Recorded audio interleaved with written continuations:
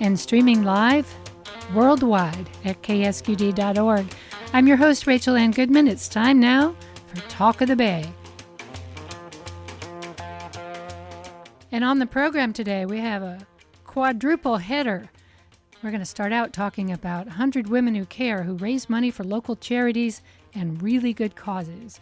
After that, we'll talk to a representative from the United Auto Workers Union that also represents the striking workers at UC Santa Cruz about the current strike that has a lot of the campus shut down right now. After that, we'll hear from people from the Redwood Mountain Fair, another great event raising money for charity. And at last, what happens if you find a pelican dying on the beach? What should you do? We'll be talking with people from Native Animal Rescue. All that ahead, plus a ticket giveaway on Talk of the Bay.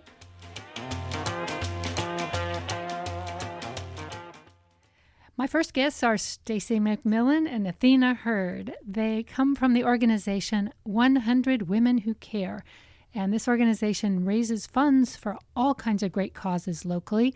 It is a national movement with a local chapter, of which these two are part. So how does it work? There's a lot of good nonprofits. There's all kinds of worthy causes. How do you pick where to give your money to and who's doing the giving? So Stacy, I'll start with you, and then Athena, you can follow up on that. Sure. Thank you for having us, Rachel. We really are so happy to be here. What's fun about our group is that the group gets to vote. So we invite nonprofits to show up. We put 3 names in a hat, we put all the names in a hat, and then we pick the 3 names. And so the 3 nonprofits get to come up, tell their story, tell what they're going to use the money for, and then all of our attendees get to vote. And then whoever wins that vote, everybody in the room writes a check for $100. So if we get 100 women or 100 people, pardon me, we welcome everyone. If we get 100 people in the room, a nonprofit could leave with $10,000 just for showing up and telling their story. So it's kind of like nonprofit roulette, because in a way you're taking a chance by throwing your name in the hat. Exactly. And you have a 1 out of 60 or so chance of getting picked. Yeah, exactly. Sometimes it's 5 groups that show up. Sometimes it's 15 groups. So you just never know how much competition there's going to be. So we just urge, all the nonprofits to show up, be ready to tell us your story, and the group will make a great choice. And do the nonprofits also put $100 up as well? They don't have to. When you come to the door, we ask you, are you there to vote and present, or are you only there to present? And so if you are a nonprofit and you don't have an extra $100, you can just come and present. Very cool. Maybe Case Good will be showing up there. Athena, how did you get involved with this? Thank you so much for having us. I want to say we are a group of 4. So 2 of our peers, 2 of our co-chairs couldn't be here tonight, Sue Grasso and Laura Ferguson. So shout out to them. I got involved. Stacy and I have known each other going on 13 years. She invited me. She became a part of 100 Women Who Care after the pandemic and said we need somebody to help man the socials. So I was tasked with that, and I've been a part since 2021. So what are some of the highest amounts of money you all have raised? December tends to be our best time. We tend to get a lot of do-gooders and givers in the month of December. So $6,600 is right around our max, and we did that also in September of 2021. And what kind of groups, or specifically, who has won the lottery or been voted for? So the smaller groups tend to win the hearts of our voters. Typically groups that are helping people in our community with families who don't have the right resources for children, groups who are helping women in our community, and then groups who are helping animals. A lot of our presenters and nonprofits have also supported the demographic that are groups who need developmental care. So those are the ones most recently who have been winning. Nice. Is there one that you were really pulling for, Stacy, that one that you were jumping up and down about? Yeah, actually, and I had nothing to do with the voting, I assure you, but my sweet friend Molly Turner, who is building Skills of Life Cafe to help train folks who need just a little extra help at work, she came to the group one time, didn't win, came a second time, and won enough to be able to buy her coffee truck. So we were so happy to be able to support Skills of Life Cafe. Wow, what a cool thing. So it's not just nonprofits, it's just individuals who have a good idea as well? Well, you have to have nonprofit status, and you have to be primarily, you have to agree to give the funds in Santa Cruz County. So you do have to actually be a nonprofit. You have to have gotten your 501c3 status. So if you're there, then we can start to support you. If you're not there yet, though, come, because there are a lot of people there who can help you get to that official nonprofit stage. What's the commitment of people who come regularly? What do you ask of them? Well, we ask that they show up for 1 hour on a Wednesday, once a quarter. If they are there to vote, then we ask that at the end, regardless of who they're voting for, that they write their check or contribute through Grapevine or cash to the nonprofit that wins, and that's going to be by vote. So it's 1 hour, $100 once a quarter. Sounds pretty simple, because sometimes there's so many nonprofits, it's hard to get a grasp on what they're doing and the results they're getting and how they're going to change things. I was just talking earlier in the evening about how in the big picture it feels very hard to make the needle move at all on some of the really consequential things, climate change, who's in office.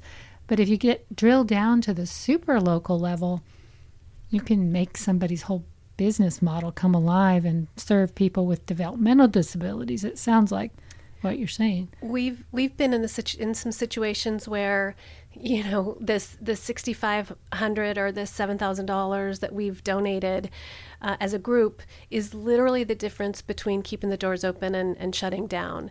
And we always ask our nonprofits, what's your total budget? What are you going to do with this? What are you going to do with this money? And I think that our group always likes to know what is going to be the difference that they're going to make, and we make some big differences. So it's really pretty gratifying, I think. Is this mostly for Santa Cruz County from our listeners, because we have listeners all over the place? Our chapter specifically requests that the money be used for folks in Santa Cruz County.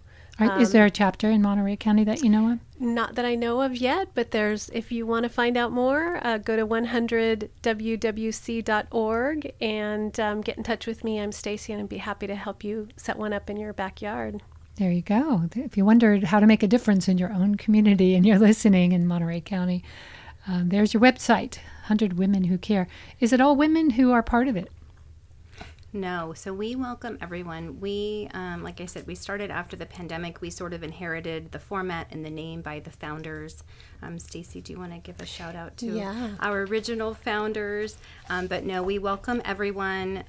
Quite honestly, I can post on social media, but I'm not technically savvy enough to update the website, and we haven't been able to change the name. So it's 100 people who care, but everyone is welcome. Yeah, if we were smart enough to figure out how to change our website, we would. But for now, we're sticking with the WWC. But every gender should show up.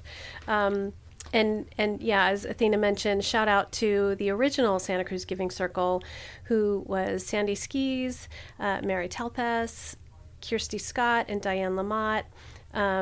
Sandy actually brought it home to Santa Cruz after a visit with her mother in 2009, who had a chapter in Ohio. So that's how we got started, is by learning about a chapter in Ohio and bringing it home. That's fantastic. Yeah, I know Sandy. She's a real mover. She gets things done. She does. And we don't, just to be clear, maybe for those of you who don't know, we're a giving circle, so we are not a nonprofit. We don't have a bank account. We don't have any funds of our own. We pass the hat to pay for the room where we go. So if you're concerned about are your dollars going to get to the recipient, we're the absolutely most direct possible way for you to get money into the hands of people who need it. Nothing stays with us. It all goes 100% to the folks who need it. So literally they go home with checks or cash in their pocket. They go home with checks in their pocket. Nice. Yeah. When's your next meeting in case nonprofit leaders or volunteers wanted to attend? So actually June, it's going to come up. Is it going to be Wednesday the 13th? 12th. The 12th June of June. 12th. Thank you. Yep, on Wednesday. So we meet at 6:30 sharp. Shout out to Heidi Boynton. We never keep you there more than an hour. She was one of our early members, and in honor of her, I get you in and out within an hour. So show up at Abbott Square. Get there early, 5:30, have a drink with a friend, have some food, and then our meeting starts at 6:30 sharp. You'll be out of there by 7:30. And it's always a Wednesday. I think it's typically the second Wednesday of the month, but you can check our website, 100wwc.org, for all of the dates for the entire year. We post those way ahead. That sounds really intriguing. It's going to be outside at Abbott Square where people sit? Most of the time it's inside. Once in a while, due to unexpected circumstances, we have groups out. We meet outside, but that's really rare. But we'll be meeting inside this time. It's in the MAH. So the MAH allows us to have our meetings there. Great. That sounds like a lot of fun. What are some of the other names of groups that you've funded over the years people may recognize? So most recently, Safe Families for Children, 4Kids Foundation, Monterey Bay.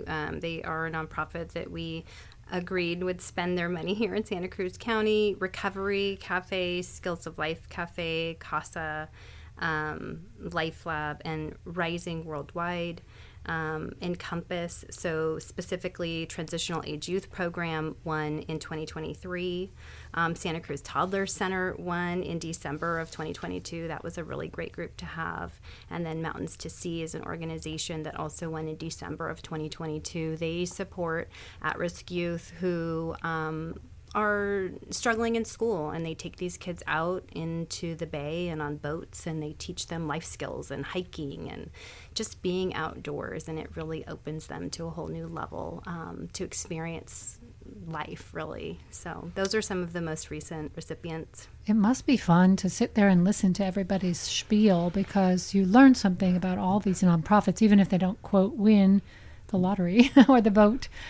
You get to learn who's in your community and what they're up to, and you probably didn't even know about some of these. 100%. I always say, if you're looking for a good cause and you're not sure where you want to devote your time, you can start by coming to 100 Women Who Care, because we always give time for nonprofit groups to say a little bit about what they're doing. Maybe they're having an event soon. So you will hear about the folks who are chosen out of the hat, but you're also going to hear just 15 seconds, 30 seconds about so many other groups that you'll learn, hey, this is somebody I want to support. I'm going to go find out more about this group and maybe show up and help them at their next event. So it's really a great way to learn. That sounds fantastic. What are some of the winning techniques people use to get your attention, like to tug on your heartstrings? Because I imagine a lot of the decisions are emotional, not just logical. Yeah, I would say, honestly, for me, it's spiritual. I feel after an event that it's like going to church, that feeling that you get, I don't know, just giving back to your community, there's something magical about it. But we try to encourage our groups to come with their financials. So a lot of our members want to know specifically what the money is going to be used for, because based on how many people are in the room, we typically know we're going to raise anywhere between $5,000 to $7,000 is where we're at. Our goal is to get to 100 so that we can give $10,000 per quarter. But when our nonprofits can get up and speak to a specific project or a specific task that they're trying to fund, that is when the group is most likely to get their vote. So it isn't just emotional. There's some financial wizardry going on in the room as well. And it's also not a popularity contest. There are some larger nonprofits who are super well known, and sometimes they get chosen out of the hat, and you might think, oh gosh, I'm competing against them. But our group is really asks really creative questions, asks really heartfelt questions, and in my opinion, the group always makes sure the money goes to the people that need it the most. So it's really sweet to see, and it's moving. You can tell. I can think of, some of the folks who've gotten up and told their story, and, you get some tears in your eyes about how hard they work for these orgs and how, and what what a difference we'll make. So it's pretty moving, and some pretty amazing people are doing some really hard work, and it's not us. we just open the room for 4 hours a year and ask you for $100 4 times a year. But it takes organizing these things. They don't happen on their own, so I want to give you credit where credit is due, because Thank you. somebody has to be the one to book the room. Somebody has to be the one to invite people and to spread the word like you took your time this evening to do. So I would like to thank you for that. Thank you. Thank you for coming into K-Squid tonight. You got your bumper stickers, and I hope you come see us sometime again. We're so you. excited to be This was here. wonderful. Thanks. Can't Really wait to appreciate listen the to you time. on the weekend. Come back again. All right. All right. Have Thanks, a good Rachel. time. That was Stacy McMillan and Athena Hurd on K-Squid.